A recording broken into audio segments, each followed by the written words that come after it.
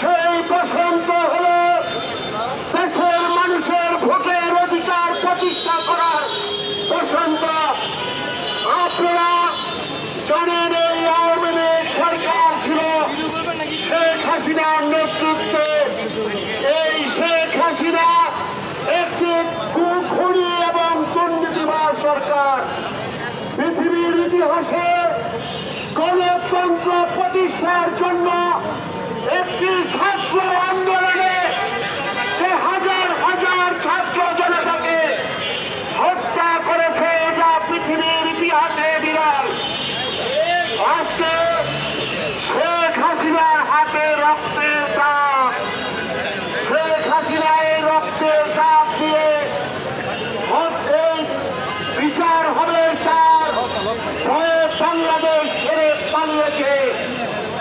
আমরা বলতে চাই এই সরকারের কাছে, তত্ত্বাবধায়ক সরকারের কাছে বলতে চাই, ছাত্র জনতা হত্যাকারী, এদেশের গণতন্ত্র হত্যাকারী, এদেশে খুন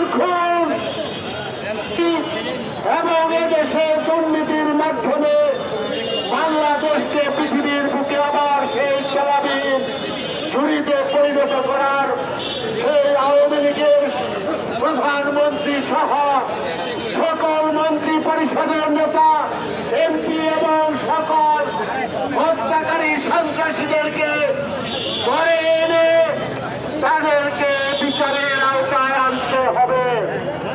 আমরা বলতে চাই, নারায়ণগঞ্জে যে খুনগুলি হয়েছে 5 তারিখ 6 তারিখ পর্যন্ত এই আওয়ামী লীগের পেটুয়া বাহিনী ছাত্র 4-5 গত মাসের 15 তারিখ থেকে 4-5 তারিখ পর্যন্ত যে খুনগুলি করেছে, সেই খুনের হিসাব শেখ হাসিনা, শামীম ওসমান, সেলিম ওসমান, আজমির ওসমান, অয়ন ওসমান এবং আইভি সহ শাহ নিজাম সহ ওই কমিশনার মনির সহ বাবু সহ আপনাদেরকে দিতে হবে ইনশাল্লাহ।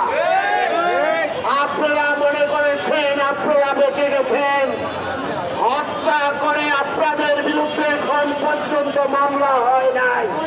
তার জন্য আপনারা আজকে এসে ছাত্র জনতার দাবির প্রতি বিভ্রাঙ্গুল প্রদর্শন করে মেয়র আইভি আজকে আপনি রাজপথে এসে যে দুষ্টতার পরিচয় দিয়েছেন পলায়ন করে গোপনে, সেটার দায়িত্ব আপনাকে বহন করতে হবে।